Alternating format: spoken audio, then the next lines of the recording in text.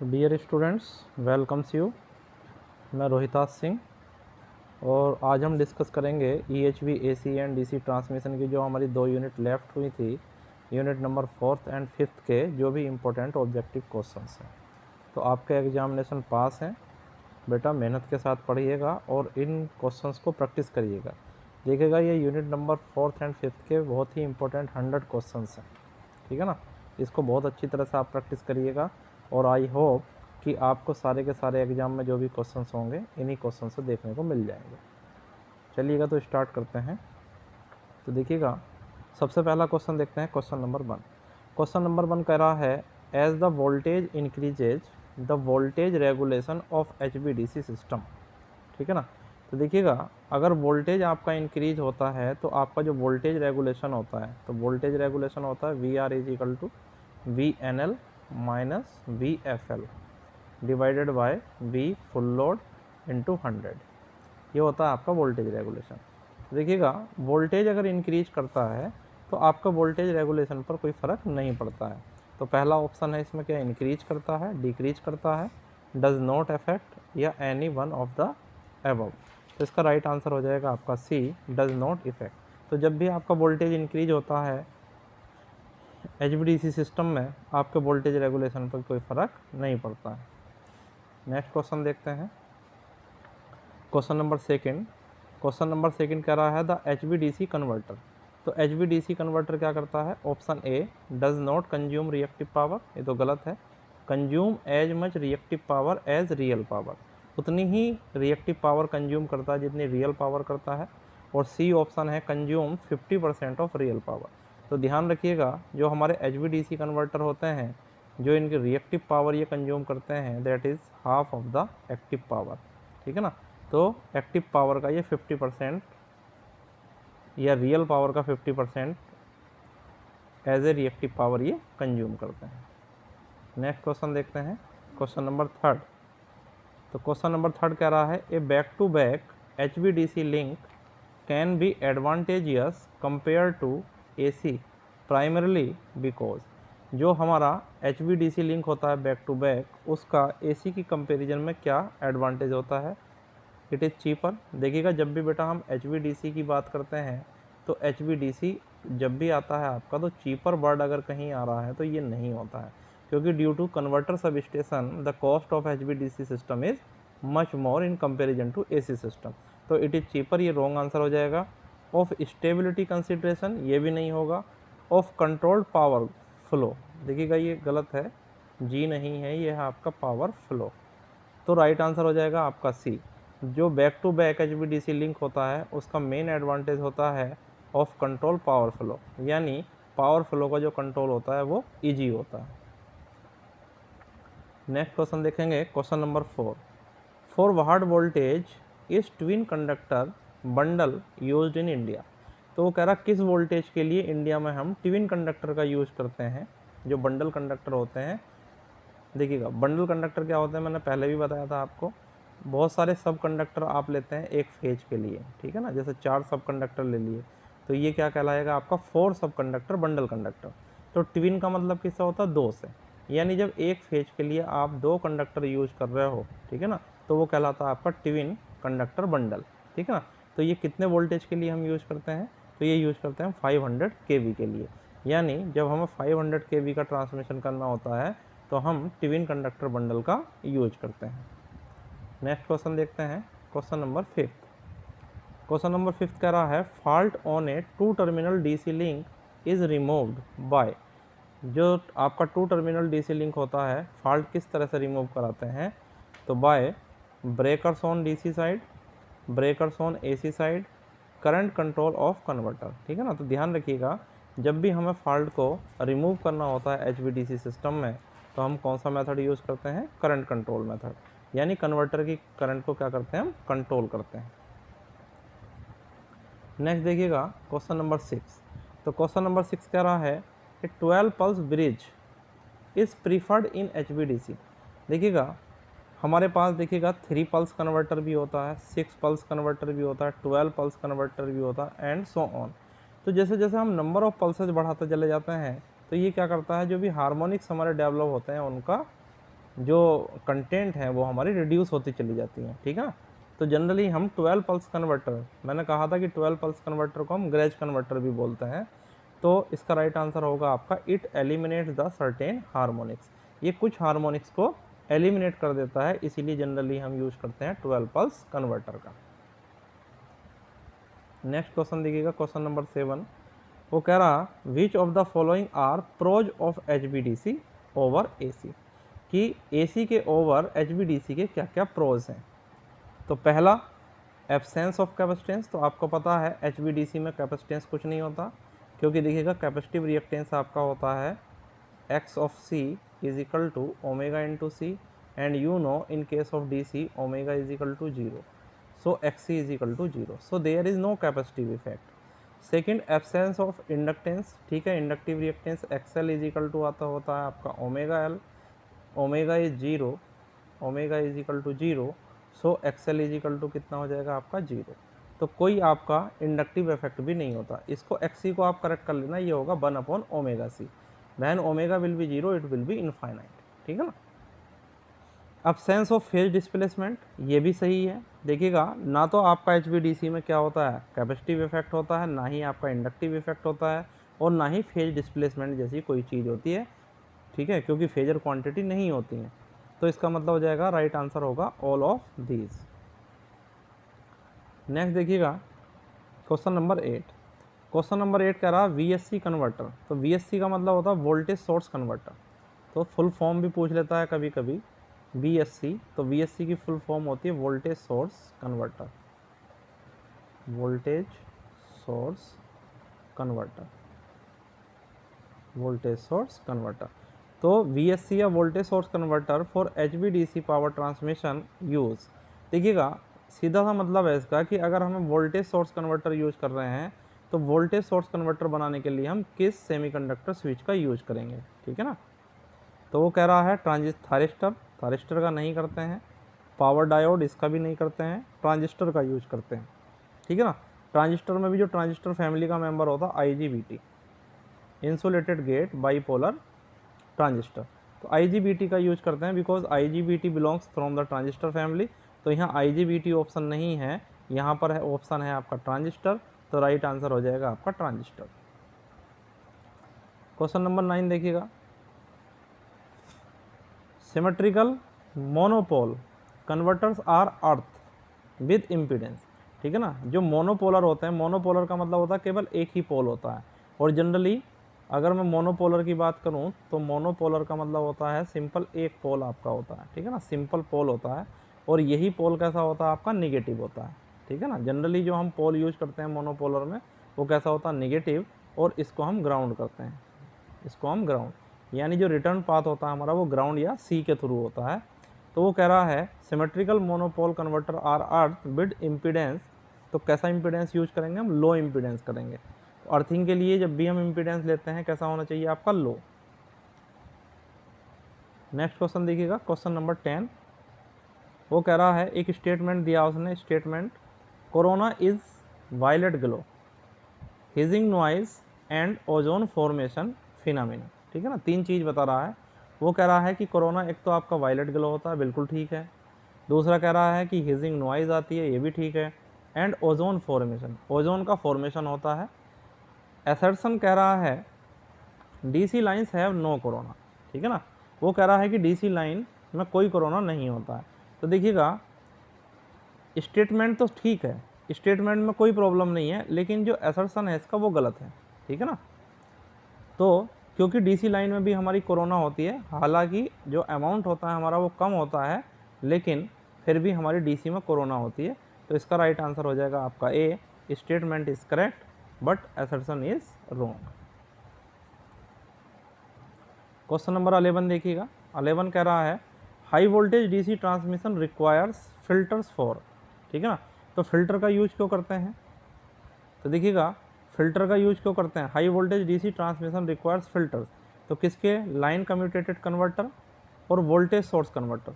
तो देखिएगा हर तरह के कन्वर्टर के लिए ही हम फिल्टर यूज करते हैं, क्योंकि आपको पता है कोई भी कन्वर्टर हो, आपके पास अगर कोई कन्वर्टर है तो कन्वर्टर के बाद बेटा आपको जो DC मिलेगी वो कैसी मिलेगी, DC मिलेगी आपको पल्सेटिंग, ये आपको पल्सेटिंग डीसी मिलेगी। तो इसको हमें फ़िल्टर आउट करने के लिए, इन रिपल्स को फ़िल्टर आउट करने के लिए किसकी ज़रूरत होगी? फ़िल्टर्स की। तो चाहे आपका लाइन कम्यूटेटेड कन्वर्टर हो, चाहे आपका वोल्टेज सोर्स कन्वर्टर हो, सब में आपको रिपल मिलेंगे। कोई भी कन्वर्टर ऐसा नहीं है जिसमें आपको प्योर डीसी मिल जाए। तो फिल्टर्स का यूज किस में करेंगे? दोनों में यूज करेंगे। तो इसका राइट आंसर हो जाएगा आपका option number C. Question number 12 देखिएगा। 12 कह रहा है back to back HVDC is used. तो देखिएगा, बैक टू बैक HVDC मैंने आपको बताया था कि जो HVDC सिस्टम हम यूज करते हैं तो for better interconnection of two asynchronous AC system. मान लिया हमारे पास दो AC सिस्टम है, this is AC system 1 and this is AC system 2। अगर इनको आपस में the frequency of these two system is different means they are not connected in synchronism. तो अगर वो सिंक्रोनिज्म में नहीं है तो देखिएगा, अगर आपको एक AC नेटवर्क से दूसरे AC नेटवर्क को कनेक्ट करना है तो किसके थ्रू कनेक्ट करते हैं आप? ग्रिड के। और ग्रिड कहता है कि ये दोनों किस में होने चाहिए? आपका सिंक्रोनिज्म में होने चाहिए। तो पहला बेटा आपको इनमें सिंक्रोनिज्म मेंटेन करना पड़ेगा, तभी आप इनको कनेक्ट कर सकते हो। बट बैक टू बैक में क्या होता है? बैक टू बैक में आप क्या कर सकते हो? Without making these two system in synchronism you can interconnect them. तो फर्स्ट ऑप्शन है आपका interconnect two asynchronous AC system, जो कि बिल्कुल सही है। फिर कह रहा है स्टेबलाइजेशन ऑफ AC सिस्टम, ठीक है ना, सिस्टम को स्टेबलाइज करने के लिए भी इसको यूज़ करते हैं। और तीसरा कह रहा है for reducing short circuit current, short circuit current को रिड्यूस करने के लिए भी यूज़ करते हैं। तो इसका राइट आंसर हो जाएगा आपका D, all of these. Next देखते हैं क्वेश्चन नंबर 13। तो क्वेश्चन नंबर 13 कह रहा है VSC। तो VSC की फुल फॉर्म आपको मैंने बताई थी, voltage source converter. Possess which property, तो क्या प्रॉपर्टी होती है? तो ध्यान रखिएगा, जो हमारा वोल्टेज सोर्स इन्वर्टर होता है, सॉरी कन्वर्टर होता है, तो आपने देखिएगा पावर इलेक्ट्रॉनिक्स में भी पढ़ा होगा। एक आपका होता है करंट सोर्स इन्वर्टर, CSI पढ़ा था आपने, और एक आपने VSI पढ़ा था, ठीक है ना। तो VSI का क्या मतलब होता है? वोल्टेज सोर्स इन्वर्टर, यानी जो आप सोर्स प्रोवाइड करा रहे हो वो कांस्टेंट वोल्टेज सोर्स होता है। और CSI में क्या होता है? Current source inverter. Current source inverter में क्या होता है कि जो आपका सोर्स होता है वो कांस्टेंट करंट सोर्स होता है। तो VSC क्या है? हमारा वोल्टेज सोर्स कन्वर्टर। इसका मतलब ये इसकी जो पोलरिटी होगी वो फिक्स वोल्टेज पोलरिटी होगी। तो इसका राइट आंसर हो जाएगा आपका A, fix DC voltage polarity.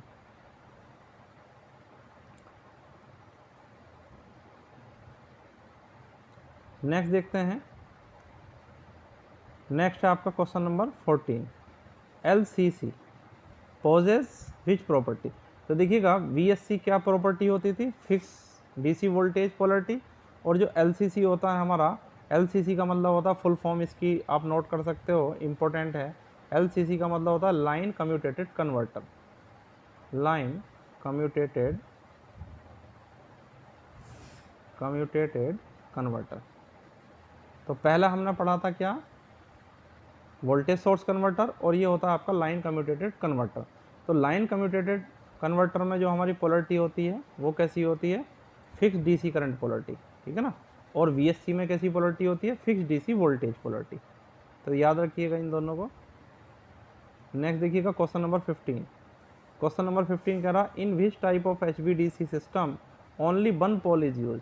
तो आपको पता है वन पोल किस में यूज करते हैं? आप मोनोपोलर में यूज करते हैं। तो इसका राइट आंसर हो जाएगा ए, मोनोपोलर।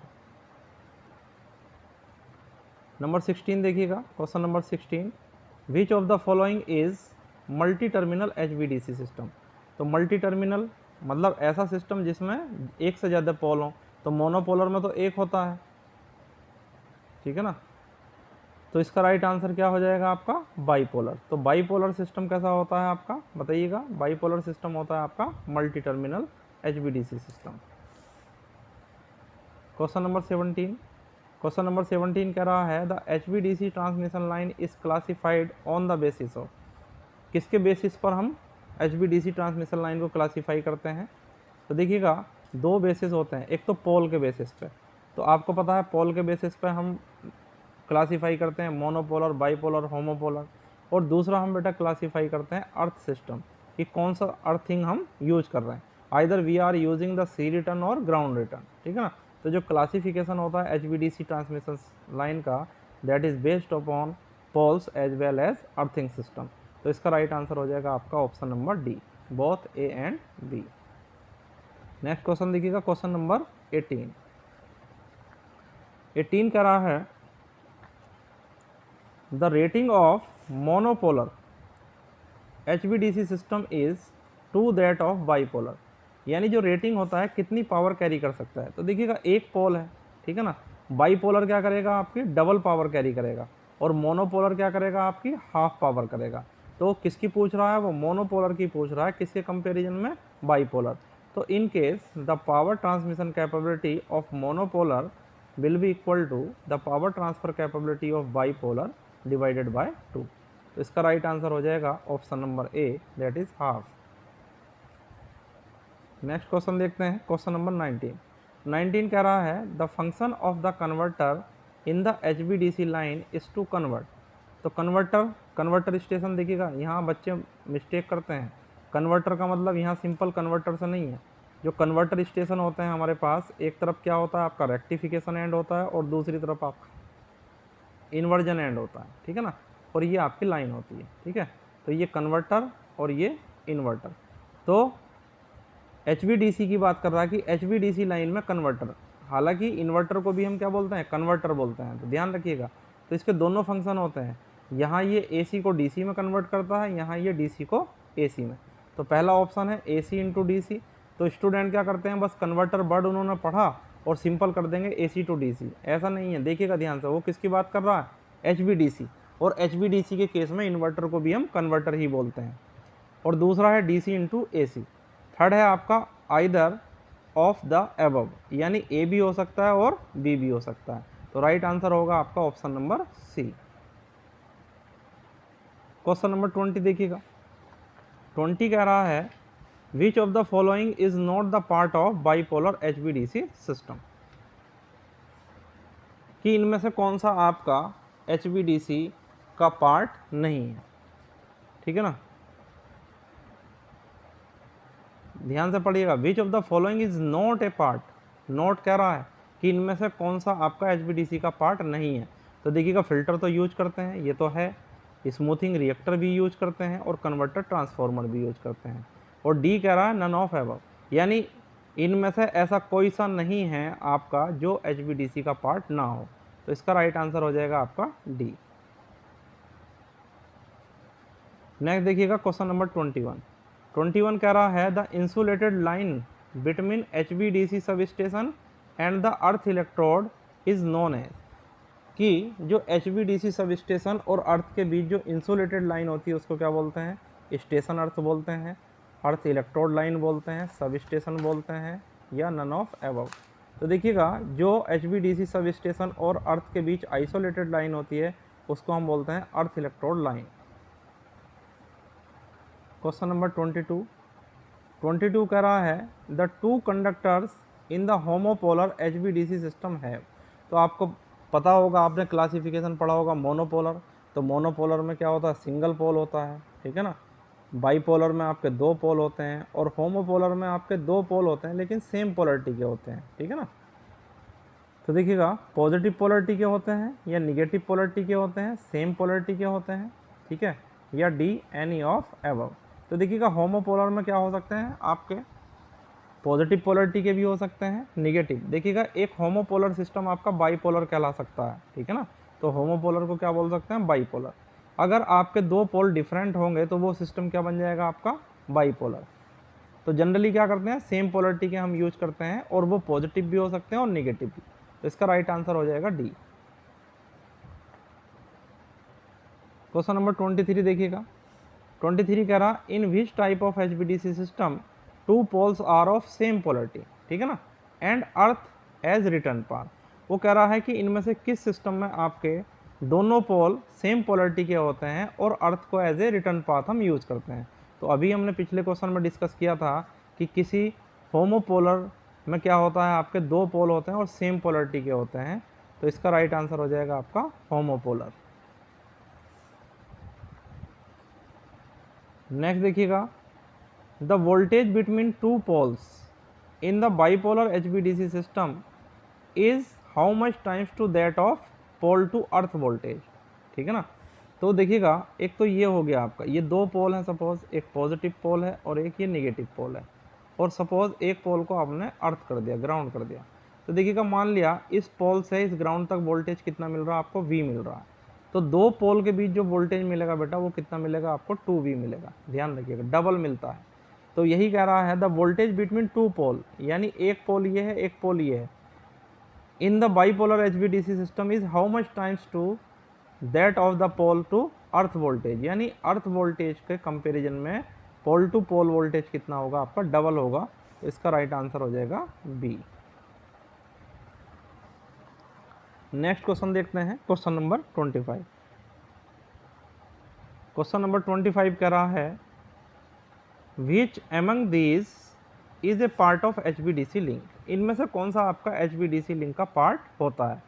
तो देखिएगा टू अर्थ इलेक्ट्रोड्स, बिल्कुल सही है। तो अर्थ इलेक्ट्रोड तो यूज करते ही हैं भाई HVDC सिस्टम में, कन्वर्टर बाल भी यूज करते हैं और बाईपोलर DC लाइन भी यूज करते हैं। तो इसका राइट आंसर हो जाएगा D, all of these. Question number 26 देखिएगा at what level is the load shedding carried out. तो लोड शेडिंग हम कहाँ पर करते हैं जनरली, देखिएगा लोड शेडिंग हम करते हैं डिस्ट्रीब्यूशन लेवल पर, ठीक है। तो ध्यान रखिएगा लोड शेडिंग कहाँ पर करते हैं हम, लोड को इक्वलाइज करने के लिए डिस्ट्रीब्यूशन लेवल पर, क्योंकि लोड कहाँ कनेक्ट होते हैं, ट्रांसमिशन पर तो कनेक्ट नहीं होंगे, लोड कनेक्ट होते हैं आपके डिस्ट्रीब्यूशन लेवल पर। तो लोड शेडिंग जो की जाती है वो डिस्ट्रीब्यूशन पर की जाती है। नेक्स्ट क्वेश्चन है आपका 27। देखिएगा कुछ इस तरह के क्वेश्चन भी पूछ सकता है, ठीक है ना, जो आपके रीजनल लोड डिस्पैच सेंटर वगैरह होते हैं, या HVDC सिस्टम इंडिया में कब लॉन्च हुआ, पहला स्टेशन कहाँ बना, तो इस तरह के क्वेश्चन भी पूछ सकता है। तो which place is the regional load dispatch centre for the western region in the national grid, ठीक है ना।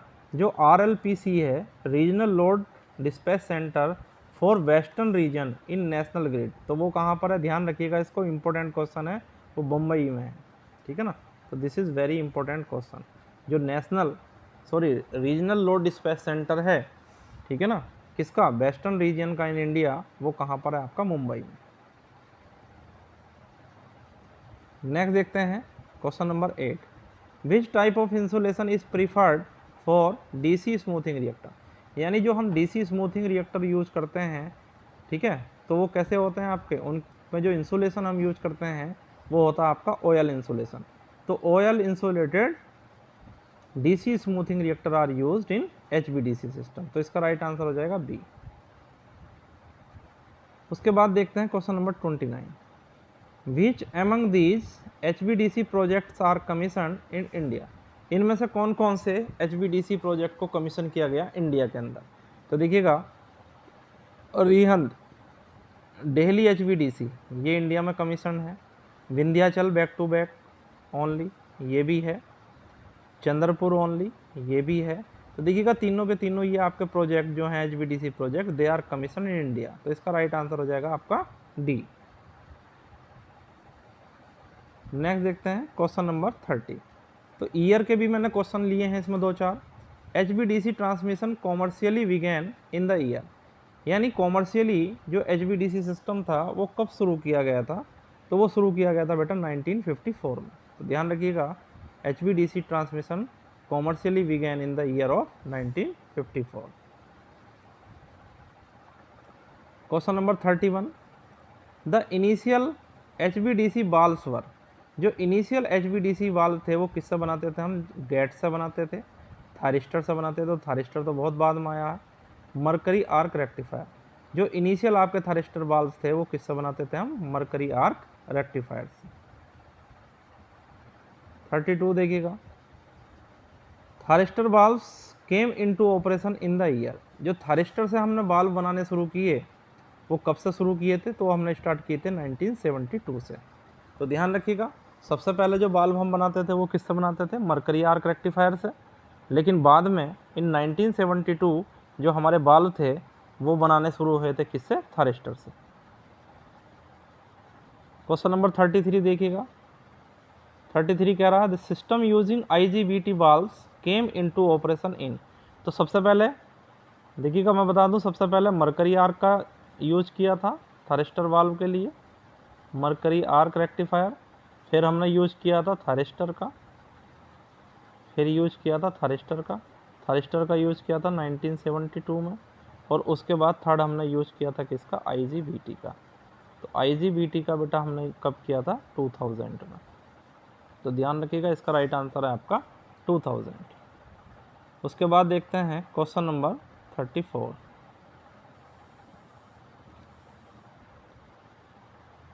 क्वेश्चन नंबर 34 कह रहा है HVDC systems are mainly used with large power rating 4, ठीक है ना।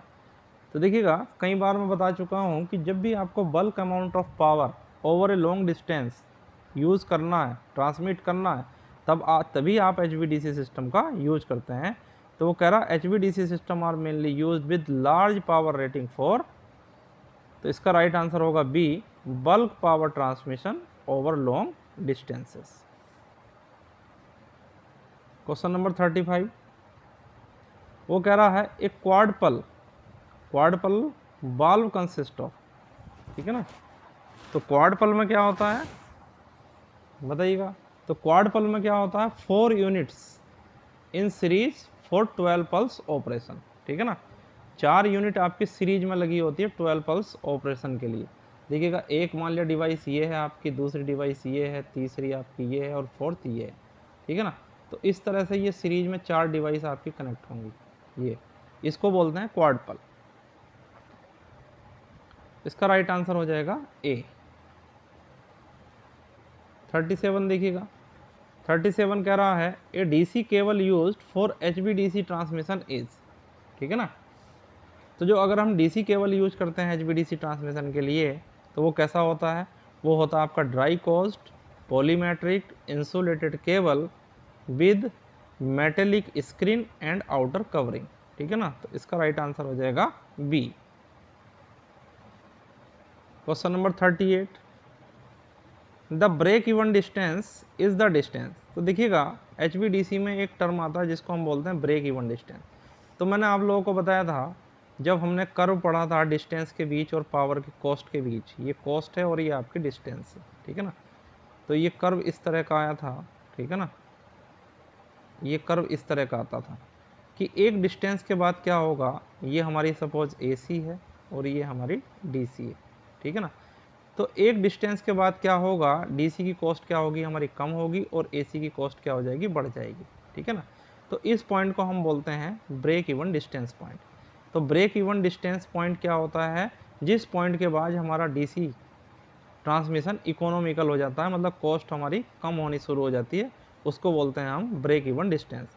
तो it is the DC transmission is economical. तो ऐसी डिस्टेंस जिसके बियॉन्ड DC ट्रांसमिशन हमारा क्या हो जाता है, इकोनॉमिकल हो जाता है, उसको हम बोलते हैं ब्रेक इवन डिस्टेंस। उसके बाद देखिएगा 38 कह रहा इन ए bipolar system.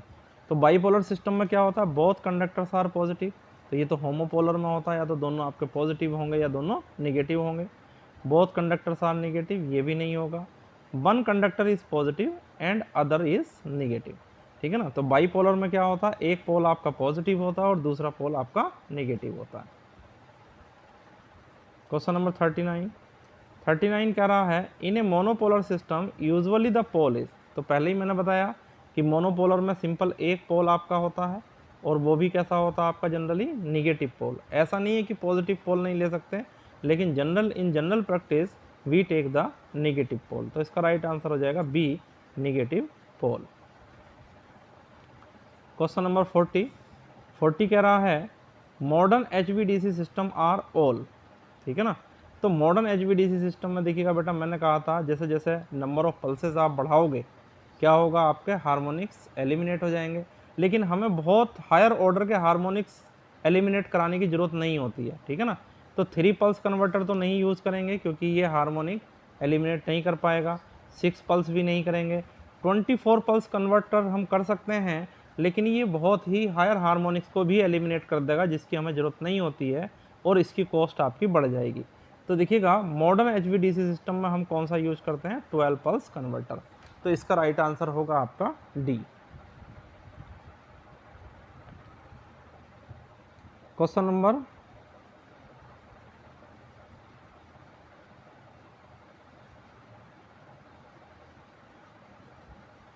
Sorry, this question is 41, this question is 41। तो question number 41 is short circuit ratio of an HVDC grid is, किसी HVDC ग्रिड का शॉर्ट सर्किट रेशियो क्या होता है? DC power flow per KVA, AC MVA per DC megawatt, या voltage per current at the short circuit point, और D है आपका short circuit MVA at converter bus rated DC power in megawatt. तो इसका right answer हो जाएगा आपका D.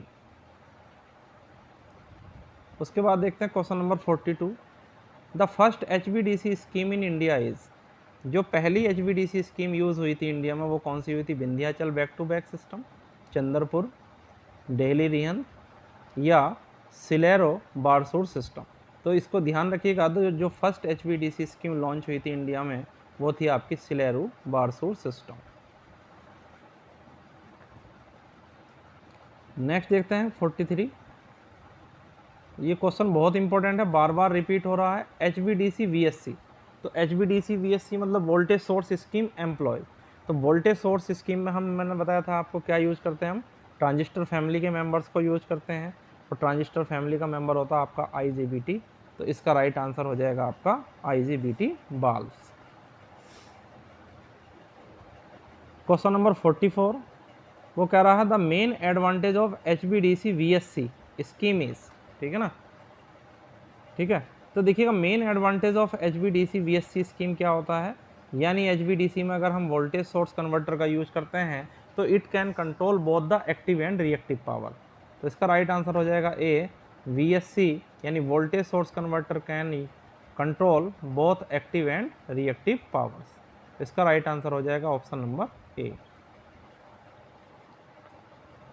Question number 45, A thyristor बाल्व conducts when, तो आपको पता है थायरिस्टर बाल्व या थायरिस्टर कब कंडक्ट करता है? एनोड इज पॉजिटिव, ठीक है, एनोड इज नेगेटिव, बिल्कुल गलत। Anode is positive with positive gate pulse, ठीक है। ऐसा नहीं है कि एनोड के पॉजिटिव होने से ही काम चल जाएगा, एनोड के पॉजिटिव होने के साथ साथ, ठीक है, क्या करना पड़ेगा हमें? पॉजिटिव गेट पल्स भी देनी पड़ेगी। तो इसका राइट आंसर हो जाएगा सी। उसके बाद देखते हैं क्वेश्चन नंबर 46, तो 46 कह रहा है ए थायरिस्टर बाल्ब इज फैब्रिकेटेड यूजिंग, ठीक है ना। तो थायरिस्टर बाल्ब बनाने के लिए हम क्या करते हैं? All SCRs connected in series, तो ऐसा तो नहीं है, SCRs connected in parallel, some SCRs are connected in series and parallel as modules, ठीक है ना। तो जो बाल्ब बनाया जाता है, बाल्ब बनाने के लिए थायरिस्टर बाल्ब SCRs are connected in series and parallel. Question number 47 कह रहा है 12 pulse converter are used in modern converter because, तो ये बेटा ये बहुत इंपॉर्टेंट क्वेश्चन है, कई बार पूछा जाता है कि 12 पल्स कन्वर्टर ही हम क्यों यूज़ करते हैं। तो देखिएगा, पहला कह रहा है रिड्यूस्ड करंट, तो करंट से तो कोई लेना देना है नहीं। रिड्यूस रिपल, हाँ रिपल को ये कम करता है। Increase voltage and reduce harmonics, और हार्मोनिक्स को रिड्यूस करता है, ठीक है ना। तो इसका राइट आंसर हो जाएगा आपका डी, यानी both B and C option are correct.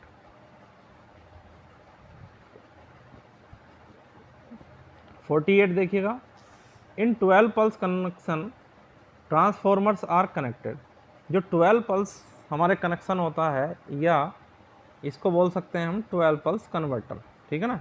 जो ट्रांसफॉर्मर हम यूज़ करते हैं, कन्वर्टर ट्रांसफॉर्मर, तो वो किस में कनेक्ट होते हैं?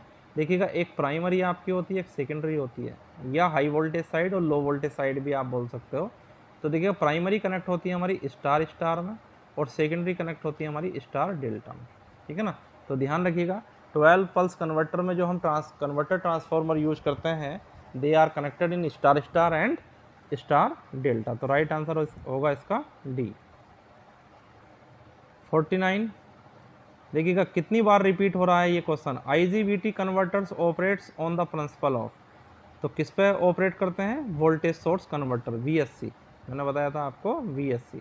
तो इसका राइट आंसर हो जाएगा ए, वोल्टेज सोर्स कन्वर्टर। और करंट सोर्स कन्वर्टर में कौन सा यूज करते हैं? LCC।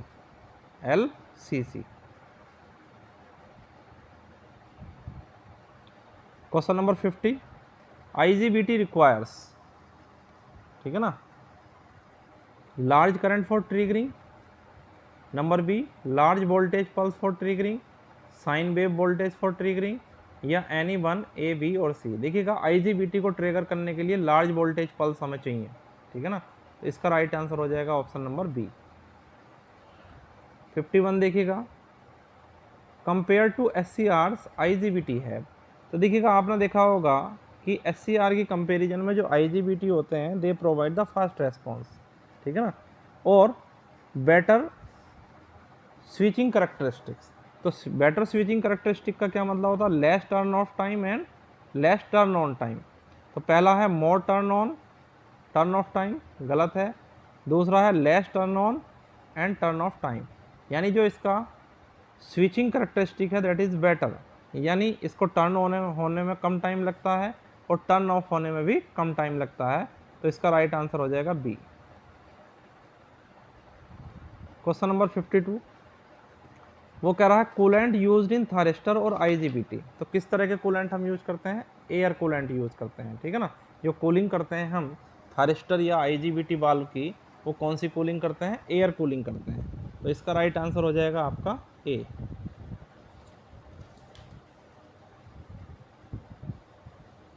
क्वेश्चन नंबर 53 कह रहा है ए 12 पल्स कन्वर्टर कंसिस्ट ऑफ। तो 12 पल्स कन्वर्टर में क्या होता है? 2 6 पल्स कन्वर्टर इन सीरीज। तो जब 2 6 पल्स कन्वर्टर को हम सीरीज में कनेक्ट कर देते हैं तो वो बन जाता है हमारा 12 पल्स कन्वर्टर। तो ध्यान रखिएगा इसका राइट आंसर होगा option A. Pulse number means, pulse number का क्या मतलब होता है?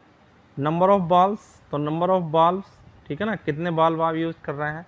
देखिएगा जब आप 6 पल्स की बात करते हैं तो 6 पल्स में क्या करते हैं आप? ईच आर्म में क्या करते हैं आप? 2 थारिस्टर कनेक्ट करते हो, ये करते हो, फिर ये करते हो 2, ठीक है ना, इस तरह से आप कनेक्ट करते हो, ठीक है। तो वो कह रहा है जो ये बाल्ब, कितने बाल्ब आपने कनेक्ट कर रखे हैं। तो pulse number means number of bulbs, number of pulses in the output voltage पर साइकिल। यानी अगर 6 पल्स की बात करते हैं तो आपको 6 पल्स मिलेंगी आउटपुट में in a time period of input voltage. Number of DC poles, तो डीसी पोल का कोई मतलब नहीं है, तो आपका राइट आंसर हो जाएगा D, both A and B. Question number 55 देखिएगा, the output voltage of a converter is changed by varying, ठीक है ना। तो आपको पता है जो कन्वर्टर का आउटपुट वोल्टेज होता है V D is equal to, वो होता है आपका, अगर मैं 3 फेज की बात करूं तो ये होता है 3VML upon pi into cos alpha. Alpha is triggering angle. तो वो कह रहा है the output voltage of a converter is change by varying. तो अगर मैं एल्फा को वेरी करा दूं तो देखिएगा कॉस एल्फा आपका चेंज होगा, और कॉस एल्फा चेंज होगा तो आपका वी डी चेंज हो जाएगा। तो इसका राइट आंसर है ए।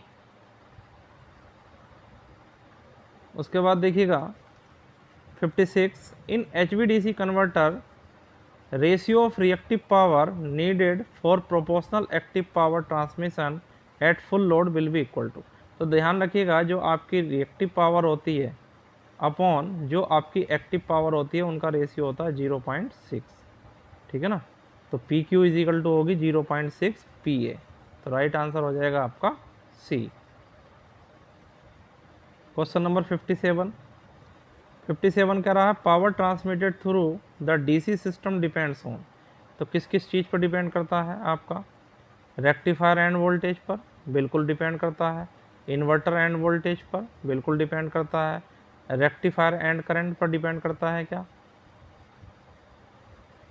ठीक है ना।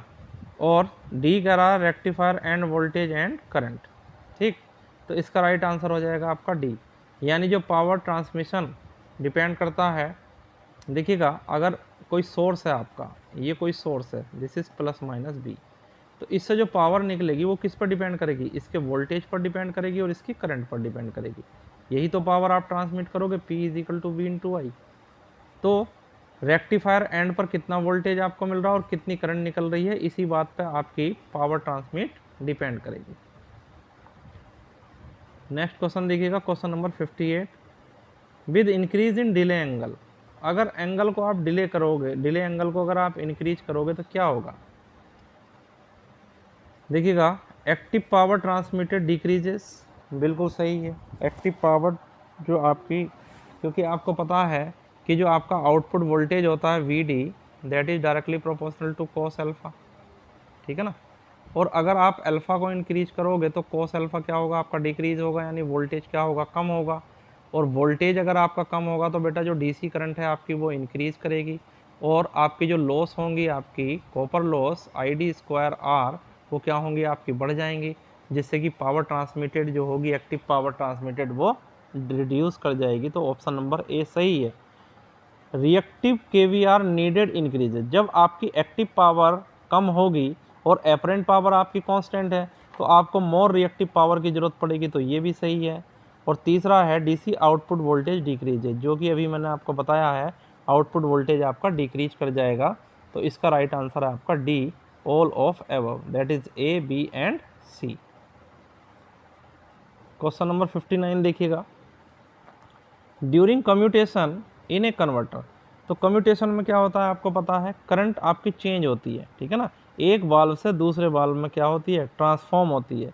तो the current transformed from one valve to other valve, जब एक वाल्व से दूसरे वाल्व में आपकी करंट ट्रांसफॉर्म होती है तभी आपका कम्यूटेशन होता है। तो इसका राइट आंसर हो जाएगा बी। क्वेश्चन नंबर 6 देखिएगा, ये बहुत इंपॉर्टेंट क्वेश्चन है बेटा। अब इतना तो टाइम मेरे पास नहीं है कि आप लोगों को डेरिवेशन करा दूं, तो कुछ चीज़ें आपको ध्यान रखनी पड़ेगी। वो कह रहा equivalent resistance of a converter, converter का रेजिस्टेंस होता है RC, जिसको हम बोलते हैं commutation resistance, with source reactance of XS. ये है आपके पास, इसका सोर्स रिएक्टेंस कितना, XS per phase for a 6 pulse converter bridges. तो ये कितना होता है, तो आपने ड्राइव किया होगा, अगर HVDC सिस्टम आपने डिटेल में पढ़ा होगा, तो जो आपका कम्यूटेटिंग रेजिस्टेंस होता है RC वो होता है 3 times of XS divided by pi, ठीक है ना। तो ध्यान रखिएगा, इसका राइट आंसर हो जाएगा आपका 3 XS/पाई।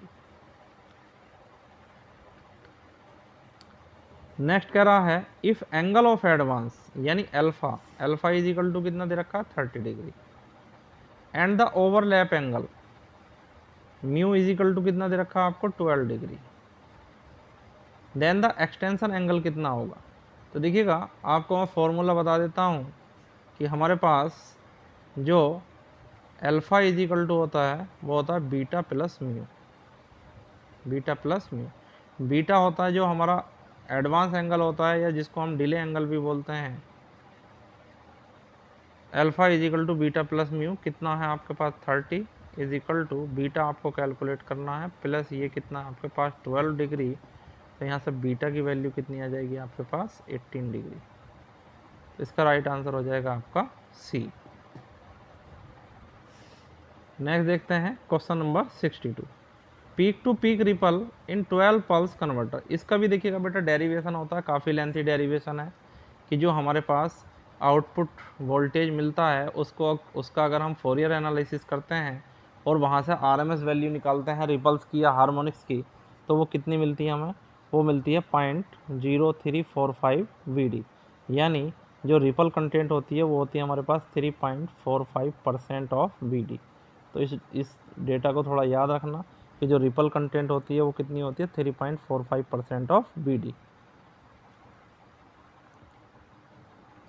नेक्स्ट देखिएगा, ये न्यूमेरिकल टाइप क्वेश्चन है, a ±200 kV 400 megawatt HVDC unit has rectifier end voltage कितना दे रखा, ±195 kV, and inverter end voltage दे रखा 187 kV।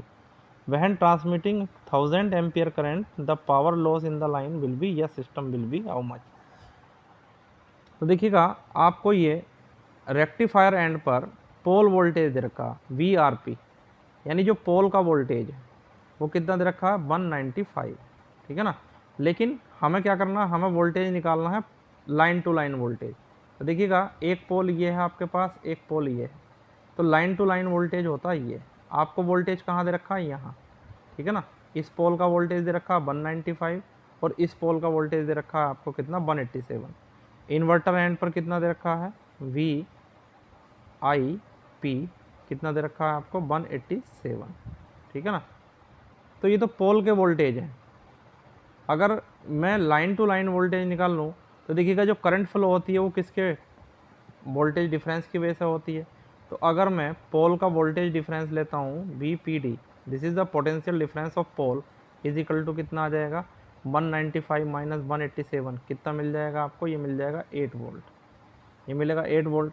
लेकिन जो करंट फ्लो होती है वो किसकी वजह से होती है, लाइन टू लाइन वोल्टेज की वजह से।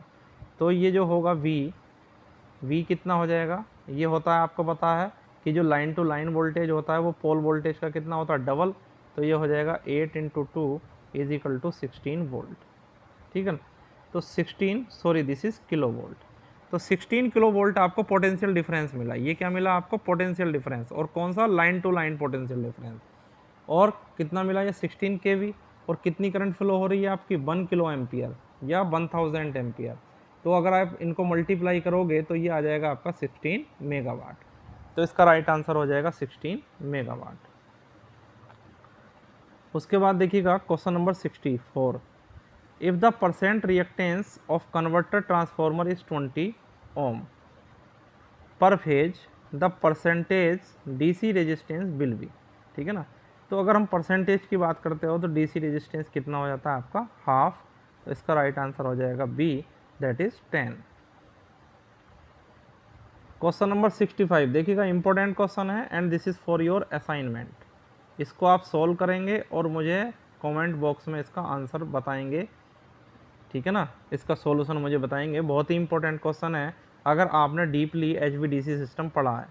वो कह रहा है in a 6 pulse circuit a DC voltage with alpha is equal to 30 degree is 120 kV when overlap angle is 15।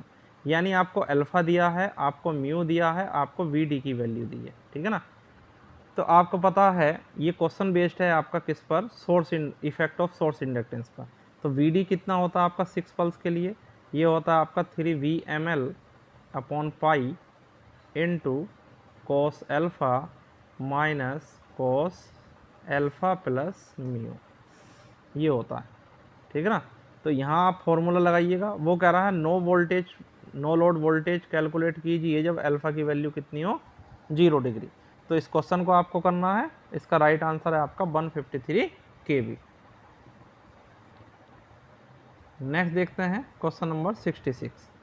वो कह रहा है power transfer in DC line depends on, ठीक है ना। तो किस पर डिपेंड करता है, तो अभी पीछे भी क्वेश्चन आया था कि जो पावर ट्रांसमिशन होता है DC लाइन में वो रेक्टिफायर एंड पर वोल्टेज और करंट पर डिपेंड करता है, ठीक है। लेकिन देखिएगा करंट कब फ्लो होगी आपकी, ड्यू टू पोटेंशियल डिफरेंस। तो ये डिपेंड करता है आपका किस पर, sending end and receiving end voltages पर भी डिपेंड करता है, क्योंकि इसमें करंट जैसा कहीं ऑप्शन इसने नहीं दिया है। नेक्स्ट देखते हैं question number 67, control of DC power in DC link is done. तो किससे कंट्रोल करते हैं, देखिएगा अल्फा से भी हम कंट्रोल करते हैं, बीटा से भी कंट्रोल करते हैं, और ट्रांसफॉर्मर टैप चेंजिंग, तीनों मेथड ये यूज़ करते हैं आपके पावर कंट्रोल को HVDC सिस्टम में। इसको हम बोलते हैं डिले एंगल कंट्रोल, इसको हम बोलते हैं एक्सटेंशन एंगल कंट्रोल, और इसको हम बोलते हैं ट्रांसफॉर्मर टैप चेंजिंग। तो इसका राइट आंसर हो जाएगा आपका D, all of above. Question number 68, वो कह रहा है control of power in DC link is necessary because, कि DC लिंक में पावर को कंट्रोल क्यों करते हैं, तो इसलिए करते हैं because current sensitive to voltage changes and may damage the converter, ठीक है ना। जो करंट होती है आपकी that is sensitive to voltage change, अगर आपके वोल्टेज में चेंज होगा तो करंट आपकी चेंज होगी, ठीक है ना। और करंट अगर चेंज होगी तो वो कन्वर्टर को डैमेज कर सकती है, इसलिए control of power in DC link is necessary. तो इसका राइट आंसर हो जाएगा आपका C।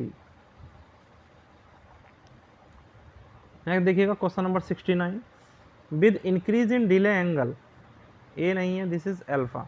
अगर अल्फा को आप इंक्रीज करते हो तो क्या होता है, ठीक है ना, पावर फैक्टर इज रिड्यूस्ड, बिल्कुल सही है, DC वोल्टेज डिक्रीज है। देखिएगा दोनों चीज़ आपकी डिक्रीज हो जाती हैं, ठीक है। अगर आप अल्फ़ा को इंक्रीज करोगे तो देखिएगा cos alpha is equal to, sorry cos phi, जो पावर फैक्टर होता है that is cos alpha. Alpha को इंक्रीज करोगे तो ये क्या होगा, आपका पावर फैक्टर डिक्रीज कर जाएगा। और अभी मैंने बताया था कि DC आउटपुट वोल्टेज भी आपका डिक्रीज करता है, इसका राइट आंसर हो जाएगा C, both A and B. Question number 70 देखिएगा। 70 कह रहा है फॉर इन्वर्जन और इन्वर्टर ऑपरेशन। तो देखिएगा ये दो चीज़ ध्यान रखिएगा, अगर हम कन्वर्टर की बात करते हैं तो कन्वर्टर की बात करते हैं तो अल्फ़ा हमारा बिलोंग करता है 0 से 90 डिग्री जो रेंज होती है, और अगर हम इन्वर्टर की बात करते हैं तो आपको पता है कोस अल्फ़ा अबव 90 डिग्री क्या हो जाता है, निगेटिव, तो पावर फ्लो क्या हो जाएगा आपका निगेटिव, तो अल्फ़ा की जो रेंज होगी that will be between 90 to 180 degree. तो कन्वर्टर के लिए 0 टू 90 और इन्वर्टर के लिए 90 टू 180 डिग्री। इसका राइट आंसर हो जाएगा C, alpha is in between 90 and 180 degree. 71 देखिएगा। 71 कह रहा extension angle beta is optimise so that, जो एक्सटेंशन एंगल होता है हमारा उसको हम ऑप्टिमम रखते हैं, बीटा को क्या रखते हैं हम ऑप्टिमम रखते हैं, जिससे कि जो केवीआर रिक्वायरमेंट है वो हमारी मिनिमम हो जाए। तो ध्यान रखिएगा extension angle beta is kept optimized to reduce the requirement of KVR. 72 देखिएगा। For stable operation of DC systems क्या क्या यूज करते हैं, कंट्रोलिंग यूज करते हैं। अगर स्टेबल सिस्टम आपको लेना है, ठीक है ना, तो कंट्रोलिंग यूज करते हैं। और उसके लिए कौन कौन सा कंट्रोल करते हैं अभी मैंने आपको बताया था। एक तो अल्फ़ा कंट्रोल करते हैं यानी डिले एंगल कंट्रोल, एक करते हैं सीसी, सीसी का मतलब होता है constant current, sorry current control, and CEA, CEA का मतलब होता है constant extension angle is adopted. तो तीनों मेथड हम यूज करते हैं for stable operation of DC system. Question number 73, very important question. Characteristic of converter is relation between. देखिएगा जो कन्वर्टर की करेक्टरिस्टिक हम ड्रॉ करते हैं किस किस के बीच ड्रॉ करते हैं, output DC voltage and DC line current ID. तो DC output voltage and ID इन दोनों के बीच हम ड्रॉ करते हैं कन्वर्टर करेक्टरिस्टिक। उसके बाद देखिएगा क्वेश्चन नंबर 74। तो 74 कह रहा है the common control done in converter, generally कौन सा हम कंट्रोलिंग करते हैं, ठीक है ना। तो देखिएगा rectifier as voltage control and inverter as current controller. तो the common control done in converter is rectifier as voltage controller and inverter as current controller.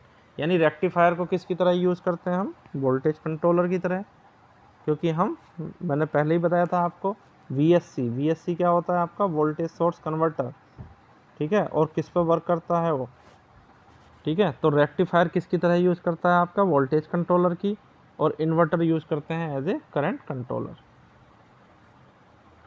75 देखिएगा। 75 VDCOL controlling is done and is necessary, ठीक है। तो VDCOL is used to regulate DC current depending on DC voltage due to the fault on AC side। इसका right answer हो जाएगा option number B. Question number 76 देखिएगा। The power reversal in DC link is done. तो मैंने आपको बताया था power reversal कब हो सकता है आपका, when operating rectifier alpha close to 180 degree and inverter beta is close to 0। यानी जब रेक्टिफायर को किसके क्लोज हम लगभग ऑपरेट कराएंगे 180 डिग्री के, और इन्वर्टर के बीटा को कब कराएंगे हम 0 के आसपास कराएंगे, तब ये कहलाएगा हमारा, तब हमारा पावर रिवर्सल होता है डीसी लिंक में। तो इसका राइट आंसर हो जाएगा ऑप्शन नंबर ए। तो ये सब चीज़ें आपने पढ़ी होंगी जब HVDC सिस्टम पढ़ा होगा। बेटा पूरी डिटेल बताना पॉसिबल नहीं है क्योंकि लेक्चर बहुत लेंथी हो जाएगा। नंबर 77 देखिएगा। इन case of IPC individual phase control, बिल्कुल ध्यान रखिएगा फुल फॉर्म हर चीज़ की।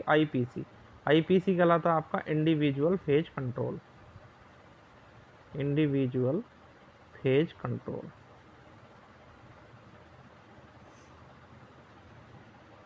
Cosine control, DC output voltage is proportional to. तो तो वो कह रहा है in case of IPC cosine control DC output voltage is proportional to, तो डीसी आउटपुट वोल्टेज देखिएगा किस पर डिपेंड करता है, कंट्रोल वोल्टेज पर डिपेंड करता है, जिससे आप वोल्टेज को कंट्रोल कर रहे हो। 78 देखिएगा,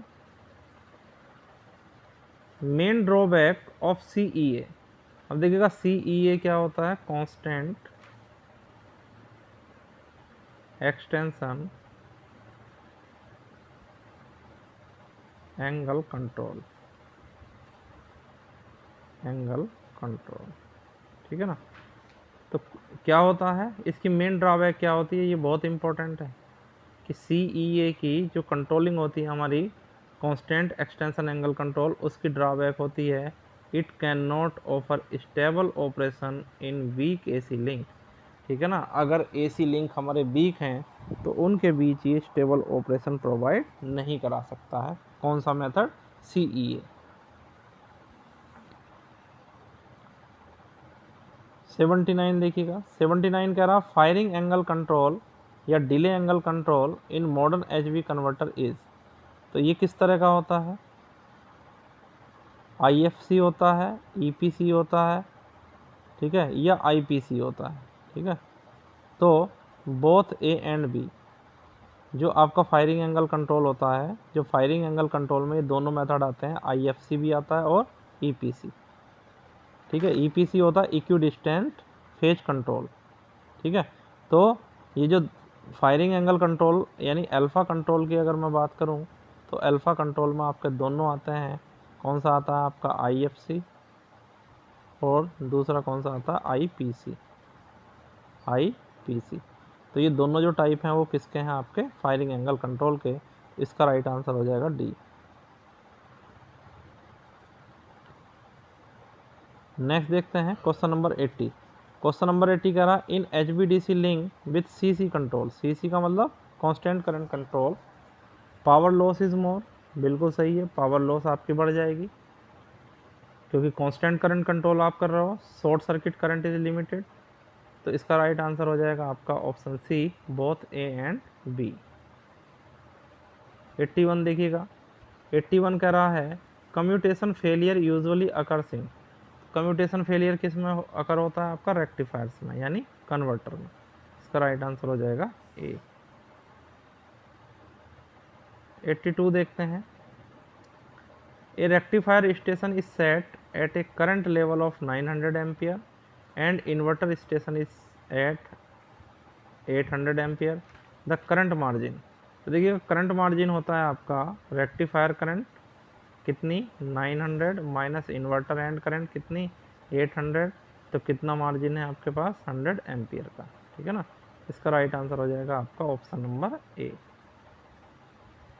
83 देखिएगा, 83 कह रहा है in order bring the voltage of operation to the normal voltage level as the power varies control is done, ठीक है ना। तो जैसे जैसे पावर आपकी वेरीज होगी, अगर आपका voltage of operation to the normal voltage level पर लाना है अगर आपको, तो क्या करते हैं हम, ट्रांसफार्मर टेप चेंजिंग करते हैं। तो इसका राइट आंसर हो जाएगा option number B.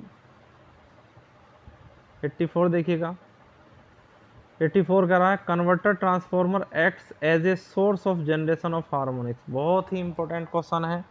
Converter transformer क्या होता है, हार्मोनिक्स जनरेट करता है, तो it is also called as the source of harmonics. किसकी वजह से जनरेट करता है, तो ये फिनोमेना कहलाती है आपकी मैग्नेटोस्ट्रिक्शन, ठीक है ना। क्या कहलाती है, मैग्नेटोस्ट्रिक्शन। जो आपका कन्वर्टर ट्रांसफार्मर है वो हार्मोनिक्स डेवलप करता है, किसकी वजह से, मैग्नेटोस्ट्रिक्शन की वजह से। तो 85 देखिएगा, in 12 pulse converter the 2 6 pulse converter groups are fed from transformer connected as. तो अभी हमने बताया था कि 12 पल्स कन्वर्टर में कौन कौन से कनेक्शन यूज करते हैं, star star and star delta. इसका राइट आंसर हो जाएगा ऑप्शन नंबर ए।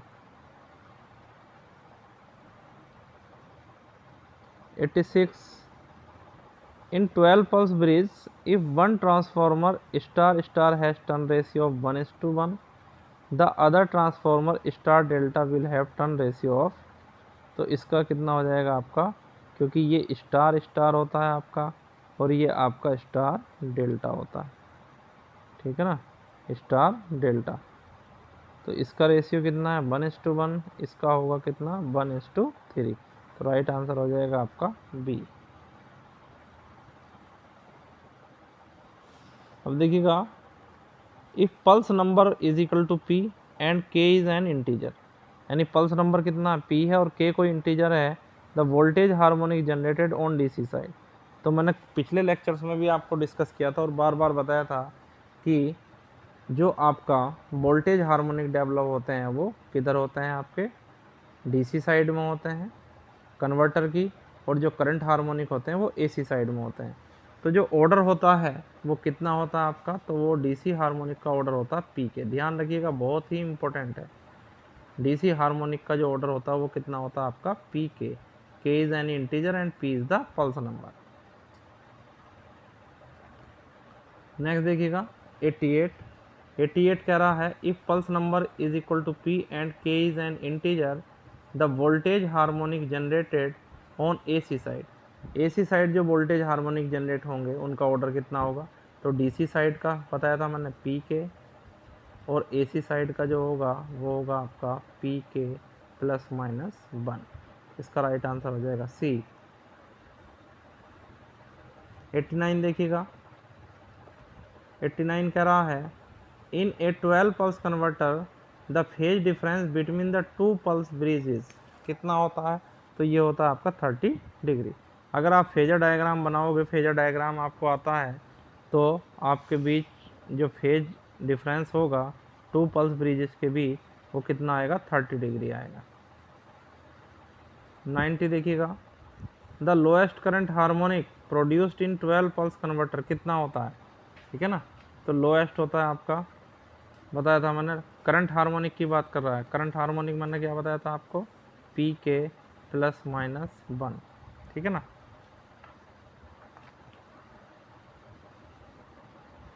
तो P कितना हो गया 12, K की वैल्यू ले रहा हूँ 1 प्लस माइनस 1, तो ये आएगा या तो 11 आएगा या 13।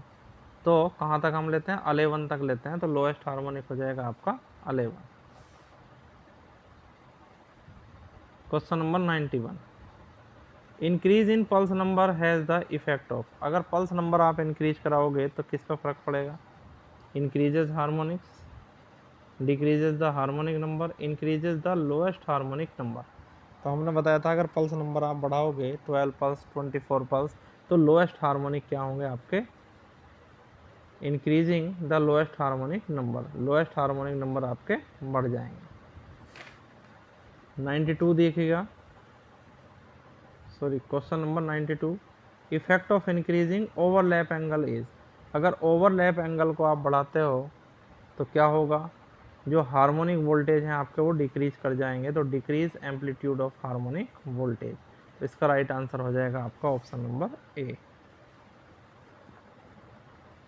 Question number 93, with C C constant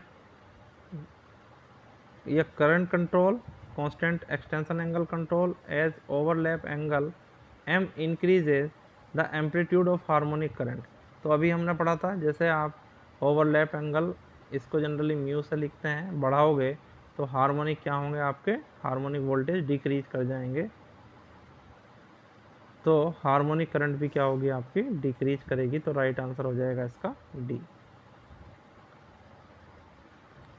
94, filters used in 12 pulse converter usually on AC side. AC side में कौन कौन से होते हैं आपके, देखिएगा मैंने आपको बताया था पी के प्लस माइनस 1, तो कौन कौन से मिल रहे थे, 11 मिल रहे थे और 13 मिलते थे। तो 11 and 13 and high pass filter. तो एक तो 11th ऑर्डर को हमें एलिमिनेट करना है, 13th को एलिमिनेट करना है, और जो हाई पास है उसको हमें पास कराना है, तो हाई पास फिल्टर का भी यूज करते हैं। देखिएगा question number 95, for power frequency the harmonic filter acts as a.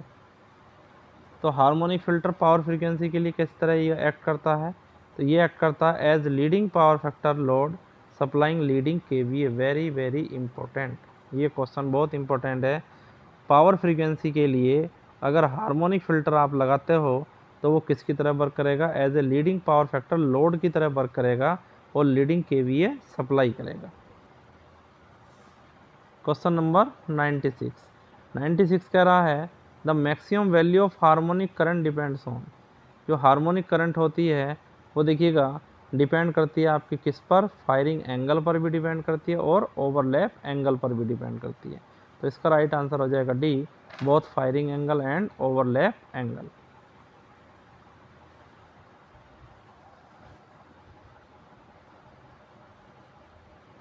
तो देखिएगा यहाँ थोड़ी मिसप्रिंट है, तो इसको आप देख लेंगे। जो राइट आंसर है वो ठीक है आपका। वो कह रहा in three phase fully controlled converter, if Vm is the peak voltage per phase on AC side for a given alpha, the reduction in output DC voltage with an overlap angle mu will be। तो देखिएगा अगर हम बात करते हैं किसकी, अगर हम बात करते हैं कि कितना रिडक्शन हो रहा है, आपको पता है कि इफेक्ट ऑफ सोर्स इंडक्टेंस क्या करता है, आउटपुट वोल्टेज को कम करता है, यानी जो ओवरलैपिंग है वो आउटपुट वोल्टेज को कम करती है। तो ध्यान रखिएगा थ्री फेज के केस में हमें कितना मिलता है, 3 VmL/पाई कॉस अल्फ़ा, ये मिलता है, ठीक है ना। लेकिन अगर हम म्यू, ये कब मिलता है, जब म्यू की वैल्यू कितनी होती है आपकी 0, मतलब नो ओवरलैप। लेकिन अगर म्यू प्रेजेंट है, ओवरलैपिंग प्रेजेंट है, तो एक वोल्टेज इसमें से रिड्यूस हो जाएगा, दैट विल बी 3 VmL/2 पाई। इसका मैग्नीट्यूड क्या होता है, इसका ओरिजिनल का हाफ होता है, और ये होता है cos alpha minus cos alpha plus mu. इस चीज़ को ध्यान रखिएगा।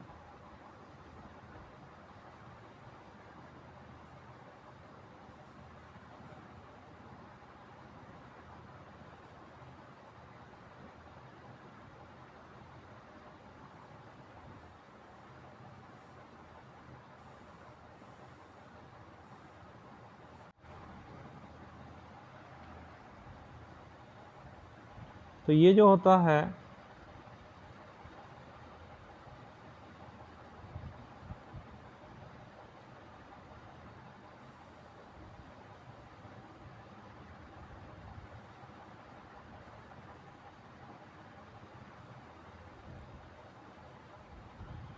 तो ध्यान रखिएगा, अगर हम म्यू की वैल्यू 0 लेते हैं, ये बहुत इंपॉर्टेंट है, तो हमें मिलता है V naught V D is equal to कितना मिलता है हमें, 3 VmL/पाई इंटू कॉस अल्फ़ा, ठीक है ना। लेकिन अगर हम ओवरलैप एंगल म्यू लेते हैं तो देखिएगा इसमें से आपका ये रिड्यूस हो जाता है माइनस कितना, जो एक्चुअल मैग्नीट्यूड है इसका हाफ, तो ये हो जाएगा 3 VmL/ कितना 2 पाई, और साथ में आएगा आपका cos alpha minus cos alpha plus mu, ठीक है ना। तो ध्यान रखिएगा, तो इतना वोल्टेज जो है ये क्या हो रहा है, रिड्यूस हो रहा है, ये घट रहा है आपका ओरिजिनल वोल्टेज से। तो इसका राइट आंसर हो जाएगा 3 Vm/2 pi, this is VmL। तो 3 VmL/2 पाई into cos alpha minus cos alpha plus mu, ये हो जाएगा आपका राइट आंसर।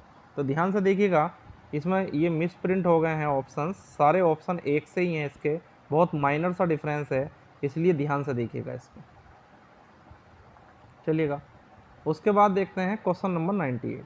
तो 98 बात कर रहा है single phase fully controlled converter, if Vm is the peak voltage per phase on AC side for given alpha, the reduction in output DC voltage with an overlap angle of mu is.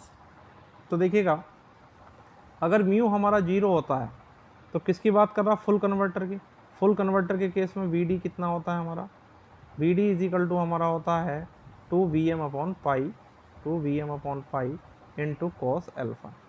लेकिन अगर हमारा mu 0 ना हो, if there is an overlapping, तो ये reduce हो जाएगा voltage minus कितना, मैंने बताया था इसके मैग्नीट्यूड का हाफ, तो इसका मैग्नीट्यूड हाफ करोगे तो कितना हो जाएगा Vm/पाई into cos alpha minus cos alpha plus mu, ठीक। तो देखिएगा ध्यान से इसका राइट आंसर, तो किससे रिड्यूस हो रहा है, ये रिड्यूस हो रहा है Vm/पाई into cos alpha minus cos alpha plus mu. तो देखिएगा यहाँ मिस प्रिंट हो रहा है तो इसका राइट आंसर डी हो जाएगा, इसको आप करेक्ट कर लेना। ये आएगा Vm/π into cos alpha minus cos alpha plus mu. ठीक है, अब देखिएगा ये भी ऑप्शन एकदम सेम लग रहा है, लेकिन ध्यान रखिएगा कोस alpha minus cos alpha plus mu, लेकिन यहाँ पर देखिएगा ये कितना 2Vm/π, यानी ओरिजिनल ले रखा है 2Vm/π, जबकि सब्सट्रैक्ट कितना होना इसका हाफ, इसका हाफ हो जाएगा Vm/π। यहाँ Vm/π है, यहाँ पर देखिएगा Vm/π है, यहाँ cos alpha minus cos alpha, तो यहाँ प्लस की जगह क्या है माइनस है, तो इससे गलत हो जाएगा। ठीक है, तो ध्यान से आप देख के इस क्वेश्चन को कर सकते हो। उसके बाद देखिएगा क्वेश्चन नंबर 99, वो कह रहा है advantage of ground return in HV bipolar DC system. Ground return का क्या फ़ायदा होता है? तो पहला एडवांटेज होता है लेस पावर लॉस, ठीक है, can be built in stages, और तीसरा होता है in the event of fault 50% power is available. ठीक है ना, तो अगर फॉल्ट भी हो जाता है और ग्राउंड रिटर्न आप कर रहे हो, ठीक है ना, तो क्या होता है देखिएगा, अगर एक पोल आपका ख़राब हो जाता है, ये ग्राउंड रिटर्न कर रहे हो, तो ग्राउंड के थ्रू क्या कर सकते हो आप पावर ट्रांसमिट कर सकते हो 50%। तो इसका राइट आंसर हो जाएगा D, all of the above. And this is the last question of today's video, question number 100, the ground currents in HVDC system flow through. तो जो ग्राउंड करंट होती हैं वो किसके थ्रू फ्लो होती हैं? तो देखिएगा बेटा वो फ्लो होती हैं वेरी लार्ज एरिया। देखिएगा ग्राउंड ऐसा नहीं है कि छोटी मोटी ग्राउंड होती है, बहुत बड़ा लार्ज एरिया होता है जिसके थ्रू हम ग्राउंड रिटर्न करते हैं। Does not confine to route of the line. तो इसका राइट आंसर हो जाएगा आपका ऑप्शन नंबर सी। तो आज बेटा हमने 100 क्वेश्चन कवर किए हैं, ठीक है ना, HVDC के बहुत ही इंपॉर्टेंट क्वेश्चन हैं जो कवर करते हैं यूनिट नंबर 4 और 5 को। इसके बाद अगर मुझे टाइम मिलेगा तो सेकंड वीडियो में और डाल लूँगा जिसमें 50-60 क्वेश्चन मैं डिस्कस करूँगा। However we have cover the very important questions belongs to unit number 4 and 5। तो आप लोगों से रिक्वेस्ट है, अगर आप लोगों को वीडियो पसंद आता है तो बेटा आप चैनल को सब्सक्राइब कर लें। सब्सक्राइब नहीं करते हैं स्टूडेंट, ये सबसे बड़ी प्रॉब्लम है, तो आप चैनल को बेटा सब्सक्राइब कर लें, वीडियो को शेयर कर दें, लाइक कर लें। Thank you.